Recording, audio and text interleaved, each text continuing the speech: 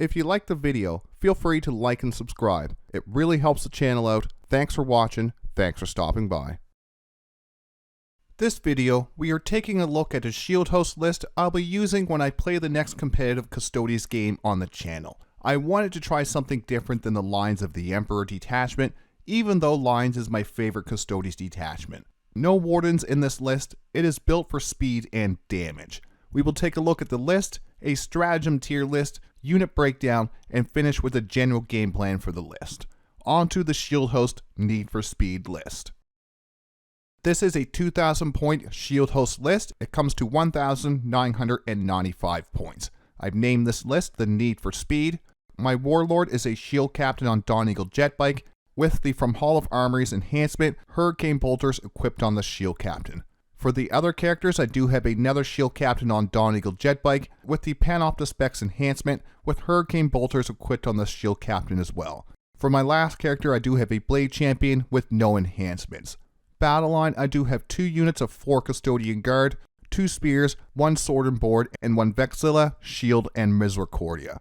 For other characters, I have 2 units of 3 Allarus Terminators with the Guardian Spears, a unit of 6 Venatari, 5 have the Venatari Lances, 1 will have the Kinetic Destroyer with the Tarsus Buckler to give that model 4 wounds to soak up a little extra damage. Another unit of Venatari, only 3 this time, and all 3 will have the Venatari Lances. 2 units of 2 Vertus Praetors to join up with my shield captains. Those ones have hurricane bolters as well. My final unit is a unit of 4 Witchseekers. Next up is a Stratagem tier list specifically for this need for speed shield host list. For the bottom tier, we have Avenge the Fallen for 1 CP, the worst stratagem in any shield host list. +1 attack or a possible +2 attacks is great. Needing to be below starting strength or below half strength is the problem. With so many other good stratagems in this list, unless the unit has only lost 1 model and we really need those few extra attacks, this is not worth the 1 CP. The majority of the stratagems for this need for speed list will be in the middle tier. First up, we have Unwavering Sentinels for 1 CP. Having no Wardens in this list, this is a more fast, aggressive playstyle. I don't think I will need this stratagem as much as a 3 Bladechampion with Wardens list. Next up is Archaeotech Munitions for 1 CP. I don't have the Custodian Guard units equipped for maximum shooting. The 2x3 Allarus and the shield captains with the Vertus Praetors units sustain hits 1 or lethal hits makes them a much better shooting unit. Last, for the middle tier, we have Vigilance Eternal for 1 CP. Being able to stick the objectives I control to keep my army pushing forward is quite important to this list. No Wardens in the list to soak up some attacks and still hold the objective. Aggressive speed and board control is what I want. This stratagem helps with both. It does have to be used on a battle line unit. This is why I do have 2 units of Custodian Guard in my list. The final stratagem tier for this list, these stratagems I want to be using all the time and making sure I do have the CP available to use these stratagems. The first one is Arcane Genetic Alchemy for 1 CP. This stratagem helps protect us from those hated enemy mortal wounds. A 4+ Feel No Pain after they have been allocated is such a great stratagem. So great, I need to make sure I'm not spamming this. It is top tier because I want to make sure I have the CP in the bank for those big 6+ incoming mortal wounds, not those 1 to 2 mortal wounds. Saving this for those big clumps of mortal wounds will be very important. The final top tier stratagem for this list is Multi-Potentiality for 1 CP. Fallback, shoot and charge for a melee damage heavy list is just what I need. The Venatari in the list can do it for free with their Datasheet ability. I want a CP available for my other units if I do need this stratagem. Let's start the unit breakdown with the 2 shield captains and the Vertus Praetors. I have been really liking this unit combination. Even though I can only use Sweeping Advance once per game per unit, it still is a very powerful ability. I have 2 units who can use Sweeping Advance that allows this list to clear some enemy chaff, then move into safety or even further into enemy lines. Archaeotech Munitions for 1 CP on 18 twin-linked Hurricane Bolter shots within rapid fire range, sustain hits 1 or lethal hits can be worth the 1 CP depending the importance of their target. The Vertus Praetors can auto-advance 6 inches, movement 18 makes it really easy to grab the expansion objective or get board control. Use Quicksilver Execution, to bomb out lone operative units or tough non-vehicle monster units. The Panopta Spec Shield Captain's unit's ranged attacks ignores cover, making them a good choice for Archaeotech munitions. The other Shield Captain on Dawn Eagle Jetbike has the Hall of Armories enhancement, taking the Shield Captain's Inceptor Lance to 6 attacks, hitting on a 2+, Strength 8, AP 2, Damage 3, with +1 to the wound roll from the Lance ability on the Inceptor Lance. I want to use these as units in my primary attack roll. This list has a lot more units with the dual rolls, most of these having the attack roll. I need to play aggressive with this list, force those hard choices on my opponent instead of the normal stat check with some tricks playstyle. Damage modifiers will hurt this list though. Most of the damage in this list is damage 2, -1 damage will cut the damage potential of this army in half. I have a few units in the list with damage 3 to engage those particular units. Next up is the Bladechampion with 4 Custodian Guard. I want the reroll wounds and to be able to sticky objectives with more than one unit.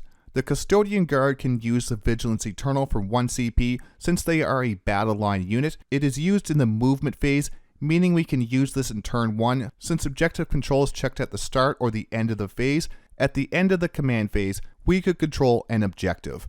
I can advance and charge the unit once per game, critical hits on 5, sustain hits 1 with reroll wounds from the Custodian Guard. The Bladechampion can tear vehicles and elite infantry apart. I got this next tip on how I want to deploy them from Stephen Box when he talked about his bike-heavy shield host list on the Vanguard Tactics YouTube channel. Deploy these on the home objective, sticky it when we have the free CP, but leave it there until turn 3 or even turn 4. The fact that this unit has advance and charge means it can easily charge from the home objective into the middle to help hold or take it in the late game. It also makes it much less appealing to try to take our home objective early when we have this unit standing on it. Next is one of my favorite units, the Allarus Terminators. I do have 2 units of 3 in this list. These Allarus will be used as my attack and utility role. They hit like a truck in the Shield Host Detachment, critical hits on 5s or +1 AP from the Detachment rule, sustain hits 1 or lethal hits from the Army rule, as well as their Datasheet ability to reroll wounds into character, vehicle, or monster units. A unit of 3 Allarus can threaten most enemy units. Some games I will start both of these on the board to help take the center or clear out enemy chaff units. Going down by 5 points from the latest data slate is not much. 30 points altogether in this list starts to add up. I can use these to deal with a problem or do a secondary action. Then at the end of my opponent's turn, I can put the Allarus back into the reserves with the Golden Light ability. 6 Allarus able to deep strike multiple times a game will do 2 things. Either the opponent will have to keep their units back to screen or accept we are going to be dropping Allarus in their back lines. The Allarus make good use of multi-potentiality to fall back and charge, or the Archaeotech munition stratagem. 4 wounds each is starting to look better and better in the world of damage 3. I could take 3 units of 2 Allarus. 2 Allarus do not have the same kill whatever we touch potential as 3 Allarus. I may equip 1 with the axes. I know the spears are better even in the Shield Host Detachment, except against the punishing -1 damage, half damage profile. Guardian Spears go from damage 2 to damage 1, while the Castellan Axe goes from damage 3 to damage 2. We also have the Rule of Cool 2. I love Allarus. Our Allarus with axes look the best in my opinion. I can see them cleaving the heads off my enemies. The fact that we can get them up to AP 2 is why I do use them time to time in the Shield Host Detachment. On to our 2 units of 4 Custodian Guard. First, why 2 spears, 2 shields, and a Misericordia? I want this unit to be able to take a few hits to wipe out. The shields let us tank 2 damage 3 hits before being destroyed.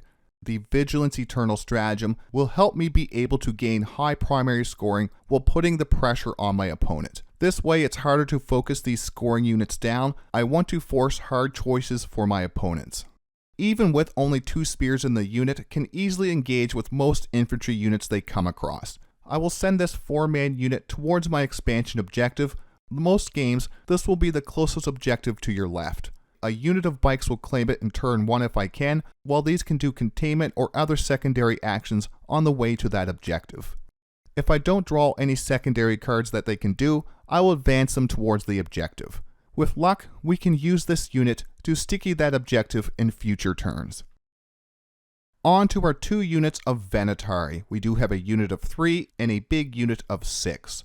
The Venatari are a great unit for the theme of this list. Fast and aggressive. Lance on their melee weapons combined with the army and detachment rule, these hit very hard in combat. They have a built-in fallback shoot and charge on their datasheet, then the even better free rapid ingress for 1 CP. A swooping dive, once per battle you can target this unit with the rapid ingress stratagem for 0 CP, and you can do so even if you have already targeted a different unit with that stratagem this phase. This means we could rapid ingress both of these units in the same turn if we wanted to for a total of 0 CP. I will start the 3 model unit in reserves for a rapid ingress threat. The 6 model unit will start on the board, possibly in reserves if I did decide to deploy both Allarus units on the board. I do not want to put too much into reserves. Too much makes it hard to get board control, or the enemy might even turn hyper aggressive if they started everything on the board. These are a 10-inch movement with fly infantry. I can rapid ingress them further away than our normal Custodes 6-inch movement infantry. I put the Tarsus buckler on that 1 model in the 6 big model unit. Now I have 1 model with 4 wounds to soak up that little extra damage, especially from overwatches. The final unit in this list is a unit of 4 Witchseekers. It can't be a Hubtown Hammer Custodes list without a unit of my trusty Witchseekers. I was thinking of prosecutors to hold my home objective. Either one of my Custodian Guards can do that, then sticky that objective and move on if I want to. The Witchseekers are to scout 6 inches towards the midboard for early secondary points, or to create a meat shield to screen my more expensive Custodes units from a dangerous enemy charge. I could scout them 6 inches towards my expansion objective. I feel one of the units of Shield Captain with the Vertus Praetors can do that without using my Witchseekers. They only need to hold that expansion objective until the Custodian Guard without the Bladechampion get there. I feel I don't really need the Witchseekers for that. I'll send the bikes up, grab my expansion objective, and then the Custodian Guard will eventually get on that and hold it for the rest of the game. That's the unit breakdown of my Need for Speed Shield Host list. It came to 1,995 points. Let's move on to the game plan and some final thoughts. On to the game plan for this list. The general game plan for this list is board control. Either against a melee heavy list or a shooting list, the overall game plan will be the same. We want to use the speed of the list to move into the middle of the board. Grab the expansion objective early with the Custodian Guard without the Bladechampion. Use our speed to put pressure onto the enemy primary scoring. The Bladechampion with the Custodian Guard unit will start on my home objective. Against a shooting heavy list, like any Warden list and tankless Custodes list, movement will be the key to victory in this matchup. We will have no control of the shooting lanes, those will be filled with enemy guns. Shooting heavy lists usually do not have a strong objective control presence. This list is built to pressure objectives and then move past them. I want to take mid-board control, set up primary scoring, and then push this army into the shooting lines of my opponent. I want to limit their scoring while maximizing mine. Against a melee heavy list, this matchup will be the dance of death. No Wardens means I can't 4+ feel no pain my way through a bunch of melee attacks. I need to make sure I am the one making the game-changing charges while using my less expensive units to charge block the more dangerous enemy units. Not many things will survive when this list charges first. The same can be said about this list getting charged. 3 wounds with a 2+ save and a 4+ invulnerable is not what it used to be at the start of 10th edition. Let's finish this video with some final thoughts. No Wardens or Grav-tanks, I still feel this can be a strong list. High skill ceiling where mistakes will cost the game. Smart movement, along with good CP management, can have this list putting pressure on the enemy turn 1. This Custodes list is not the normal playstyle. I find that interesting though. Stephen Box from Vanguard Tactics has proved you can win a GT with this style of list. Can it be done in this current meta? We will have to wait and see. Subscribe for weekly battle reports, list videos, and other Warhammer 40K content. Thanks for watching, thanks for stopping by.